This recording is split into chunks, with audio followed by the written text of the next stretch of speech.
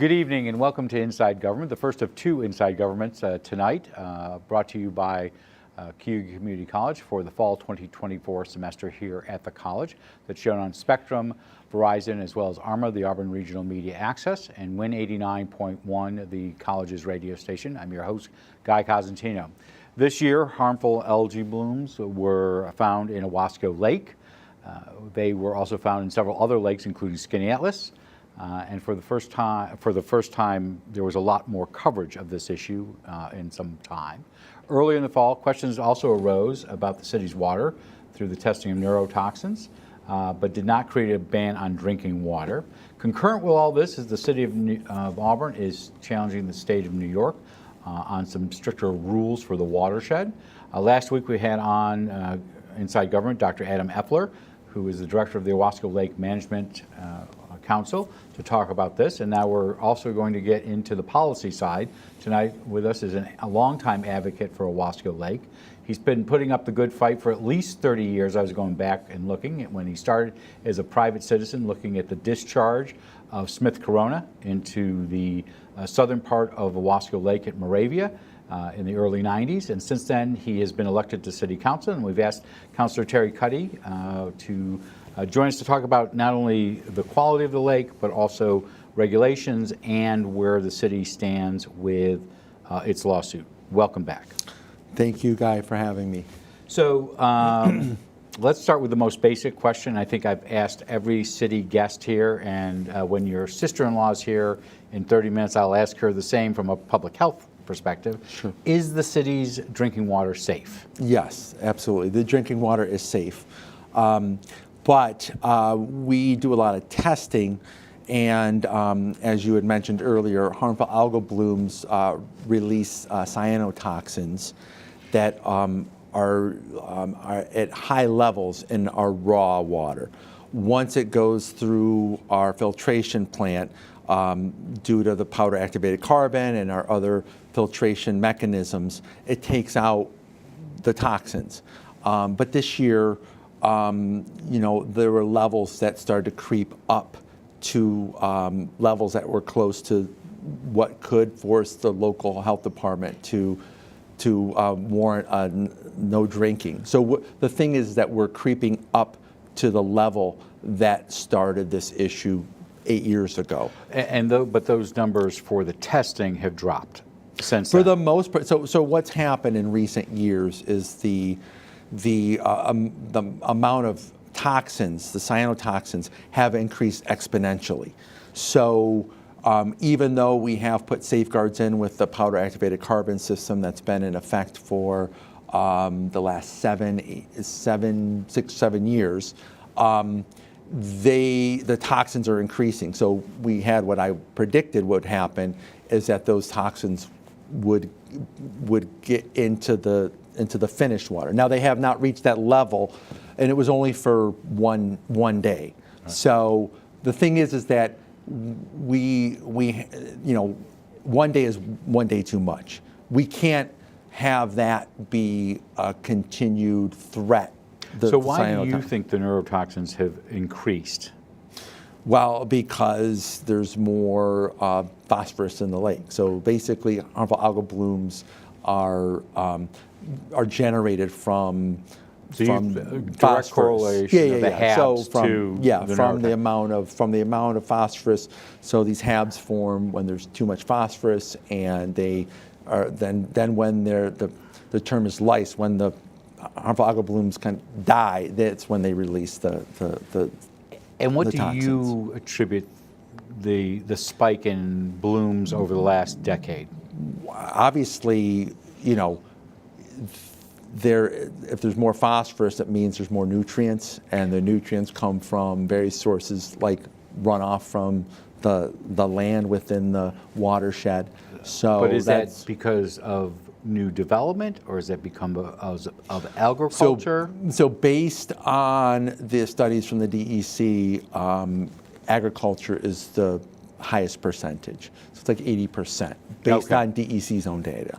So, and those are based on models. As you know, the DEC has been doing a lot of model research in preparation for the 9-element plan. And Stop for a second. Got to explain to everybody, what's the 9-element plan? The 9-element plan was a plan that was proposed by the City County Planning Department as a way to curb nutrient loading into Owasco Lake. Runoff. Yeah, runoff, or however the nutrients get in the Owasco Lake. Based on the studies they did with the DEC, a lot of the runoff and nutrient loading did come from agriculture. And while we're on the 9-element plan, because we'll pop around for a little bit, I know you would go with a stricter policy. I mean, you want to do the a 9-element plan is 9-element plan is totally voluntary and relies on best management practices, like voluntary. What you would do is something different. Yeah, I'm an advocate. Myself and the City Council has passed several resolutions where we are asking the governor to adopt, implement, and create what is known as a total maximum daily load. So, and what does that mean? What that means is that in the Clean Water Act from 1972, there are lakes, water bodies throughout the whole country that if there is impairment, that they would go on this 303D list, and if the impairment restricts the best usage of that water body, which for us it's drinking water, then they would have to have a TMDL, and that would be a very robust, rigorous plan that would basically find out where the pollution sources are coming from, and they would come up with a plan that would stop that. And it would be by statute that it would reach that pollution budget, so that would get rid of the impairment. That's by federal law, and it would be much more strict than letting the local community figure out on their own. Because here's what's happened, Guy, is that we've been trying to figure it out on our own for the last 8 years. We've been looking for help from the state. The state has not been giving us any help on the water quality issues, and we're left. Okay, so on that particular point, and we'll come back to the 9 Sure. elements. At some point, there were meetings where the state of New York, the City of Auburn, I'm assuming the town of Owasco, Absolutely. and others were meeting. I think they were BOCES. And so those. What were those meetings trying to accomplish? Those meetings were for, and you could pick and choose which one. Those meetings were both for the 9-element plan, and they were also for the proposed rules and regulations, which the City of Auburn supported, and those meetings were to get stakeholder input in both the rules and regulations and the 9-element plan. So the state was there. What I thought at the time was to try to solve the problem, but the rules and the state has now since basically pulled the rug under the rules and regulations for the total maximum. Well, how about the 9 elements? No, it's the same thing. Like they've just backed out of everything. They've backed out of. Do you have a reason why? Have they told you a reason why? They think that the rules and regulations from 1984 are adequate, and the City of Auburn, the town of Owasco, the County Planning Department totally disagree, and the Health Department totally disagree that the rules and regulations from 1984 are not adequate to protect our drinking water. And I don't want to get into politics necessarily, Sure. but Ed Wagner, who heads the Yes. town of Owasco, is a Republican. Yeah. The city council is unanimous. Doesn't Democrat. matter what party you're in when it comes to safe water. Safe water. So what I'm asking here is, at some point along the way, because these meetings, I want to say, started several years ago. Oh yeah, definitely. When did the state kind of drop out of the process? Well, that's interesting, Guy, because what happened is that I personally felt that the rules and regulations that the town of Owasco and the City of Auburn put forth to the state weren't strict enough. But as a person that likes to work in good faith, we trusted that the state would honor this because this was their idea. They were they were the ones that pushed the idea of updating the rules and regulations. So what did they tell you in the last 8 months?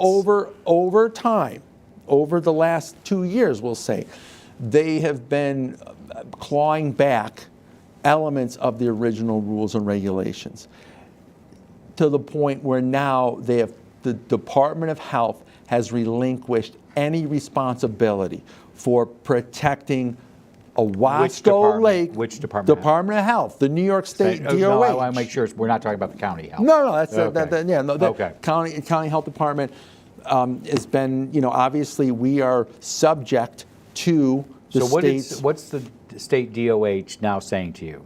The state DOH has officially said that they are not in the rule-making business, or the rule-making business, which they are, because they want us to use the rules that they approved in 1984 So what does that mean? inspect the Owasco Lake right, to make before sure. Going to what sure, does this sure. mean? So 30 years ago, when you and a couple of others were very involved in against the Smith Corona issue in getting into the tribute, the state did come to the rescue at some point. They got involved. They got involved after a group of citizens like myself, Walt Aikman, Chuck Mason, Q County for the Future. We made a video that had prominent politicians, you might have been one of them, on the record saying that they did not approve to have treated wastewater from the toxic waste still at Smith Corona in Groton go into the water pipe. So we got prominent politicians to say. So I was at City Hall. You were at City Hall. Okay, Yeah. So I want to go back. So So the theory then was, and my counterpart at Owasco. So again, reverse of what you're doing with Ed Wagner in the City Council now. Yeah. It was Mike O'Leary, who was a Democratic town supervisor. Yep. Sorry, I happened to be a Republican mayor. We were all on the same page, I think, at that time. But what we were all told at that time was that the City of Auburn, forgetting Owasco for a second, had the right to make rules and regulations for the watershed. Absolutely. Okay. They changed their tune this year. They changed their tune this year. This year. So the end result, do you know why they changed their tune? I could. Why do you think? Why do I think? I think that this is a real problem. That is not just Owasco Lake. This is a statewide problem that I think the state is not getting serious about. And what myself and the mayor have done is provide solutions using the total maximum daily load and the 303D impairment to saying, like, here, you already have something on the books to deal with this issue. Do what is required by law, New York State, and protect our drinking water. Well, could the City Council right now just arbitrarily enforce enforce the current rules and regulations? Yes. So that is something that I'm very interested in. Obviously, the inspection. These are the 1984 rules. Yeah. I mean, here's the thing. These current rules the current rules that we have are outdated. We went through a 6-year process with the county, Nick Colas, Eileen O'Connor, very excellent public servants, working to try to create rules to protect our water, and we got everyone we got agriculture, everyone on the same page for these rules and regulations, guy, and then once we brought them to the state, they gutted them. And so we wanted those revised rules and regulations. They pulled the plug on that, and then now we're scrambling to basically we got to figure out how we can use our current rules on the books while we're still advocating for the revised rules and regulations. But obviously, we got to do something to protect our water. So in doing all this, the city is now challenging the state in court, correct? Yes, that's true. All right, so what are you suing on? So we are, because the rules and regulations process has been stopped. So we are basically saying that it is the responsibility of the state to uphold the process that was provided so that we could. So have where our does the rules and suit regulations. stand right now? It's in litigation, and Earth Justice is, it's Justice pretty much can be slow. Yes, Earth Justice, the environmental group that the city and the town of Owasco and Aula have on retainer are, So all three groups, Aula, the City of Auburn, and the town of Owasco, are all plaintiffs here? Yeah. Okay. Do you have an idea when you might get a response, in the sense of getting it resolved? You want me to? Litigation is litigation. Okay, So yeah. I mean, We're only negotiating. We're only litigating here's over the treaties thing, for years. And it's like, my thought is like, the city hasn't stopped advocating. Like we're still asking for the TMDL. We're still asking for, we're still advocating and pushing for things that we've been asking for 8 years. And the issue is that the state has, from my perspective, become less and less responsive to the city of Auburn and the town of Owasco's needs, and actually been not even less responsive, but actually, based on the way that they're responding to us, is negligent. So let's take, lawsuits are usually the last resort, especially of governments, not of citizens, but of governments. It's usually the last resort. Do you think you're at the last resort right now? Is that why you brought litigation? Well, for me, it's just another tool to advocate. So we haven't stopped our advocacy politically as well, So Okay. as you noted, the harmful algal blooms is in the news very much because Save Owasco Now is pushing this issue, and we are, But there was a building- spike in news coverage because of the lake next door in Skaneateles. Once those became visual cues for the media and the drinking water for the city of Syracuse, it tended to spike, no pun intended, interest in this subject. Yeah, but I mean, there was definitely more news based on what was happening in Auburn. So, Because there's been more news coverage about what's happening in Owasco Lake. Obviously, Skaneateles Lake is going to get some press, but it's the constant pressure of Save Owasco Now and advocates like Mayor Giantino, myself, that bring attention, because it's not going away. It's getting worse. do you worry that your advocacy and your litigation will alienate the governor and her administration? What choice do we have, Guy? You tell me. You tell No, me what. No, seriously. I mean, what choice do you have if you see your lake suffering year after year, and the nutrients getting worse and worse, and the toxins getting past all of the safeguards we put? What are you going to do? And if they're not doing these asks, that we're not saying fix it, we're giving them rules that have been worked in good faith with stakeholders locally. We're also giving them the federal law, the Clean Water Act, to say, okay, like then we want a TMDL. I get it. So let me give you the reverse on this. Okay, so go ahead. As someone who threatened the state of New York on the seawall, and it's crumbling, and got the Corps of Engineers in, it was a Democratic governor at that point, was not happy with the city of Auburn, especially after we had had some success at with Snyder General. But then a Republican governor came in, and he still wasn't happy with the city thinking of bringing suit. So my question here is, Governor Kathy Hochul is a Democrat. The city council is a Democrat. Do you risk alienating her on other issues as you try to get money for other things that impact the city of Auburn that may not necessarily be related to the lake, but they could be? Yeah, I mean, I think from my perspective, I'm hoping that like all elected officials are adults and that they're expecting to be they're expecting. Do you really think that right now after we've seen the last 12 years? That is my hope. Again, your optimism? I don't even say optimism. Like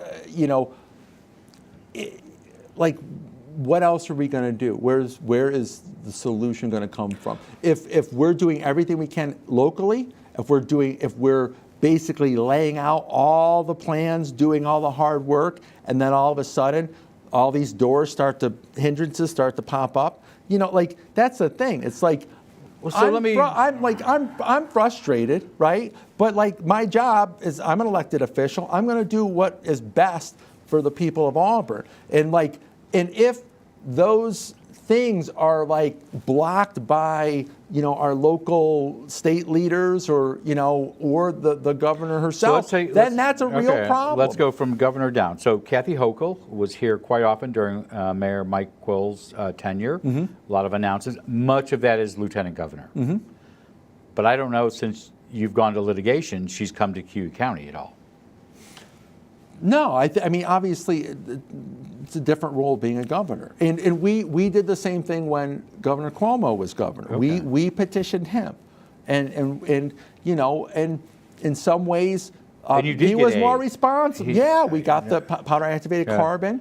And also there was the HABS initiative, the HABS task force that was and there was some money that went towards it, but it didn't solve the problem because they didn't do what we asked. Okay, so a week ago we had elections. Rachel May won re-election, state senator. She represents all of Cuyahoga County, and I think she might represent all of the Watershed, but I'm not 100% sure. Some of the Watershed is in Tompkins County. So what is she telling you on this front? First of all, have you been talking to her about this? Yes, so obviously the City of Auburn has reached out to our local state representatives, and she's not happy that the issues are happening with our lake, the HABs.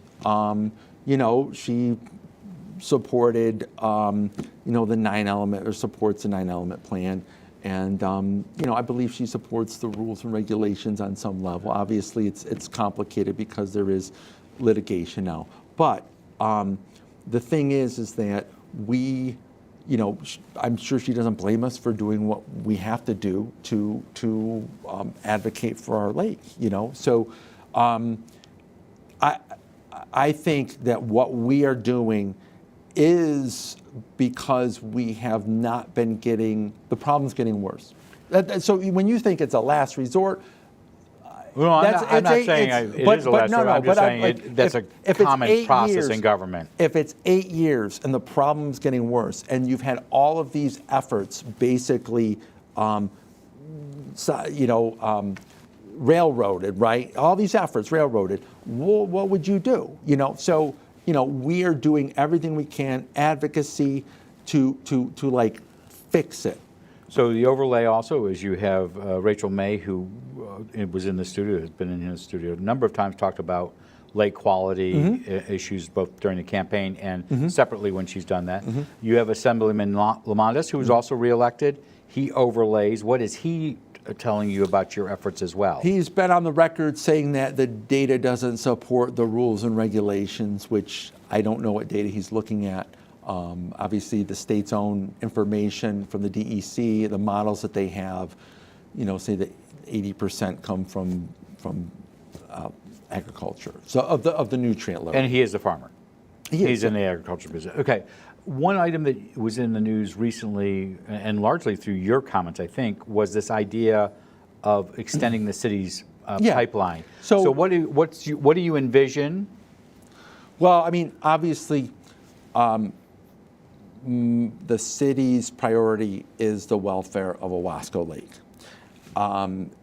And when this issue first started 8 years ago, it was the same thing. But we needed to act immediately, and that's why we sought out had an RFP to see what we could do to help our filtration plant get rid of these So one piece of that, cyanotoxins. So we asked for. So our first ask was like, we need to upgrade our filtration system. Okay. So, to Governor Cuomo's credit, within a year we had a powder activated carbon system in place, getting those nutrients out. So we were like, that was like kudos. That was a responsive state. That was a responsive state. Okay. Now, fast forward 8 years.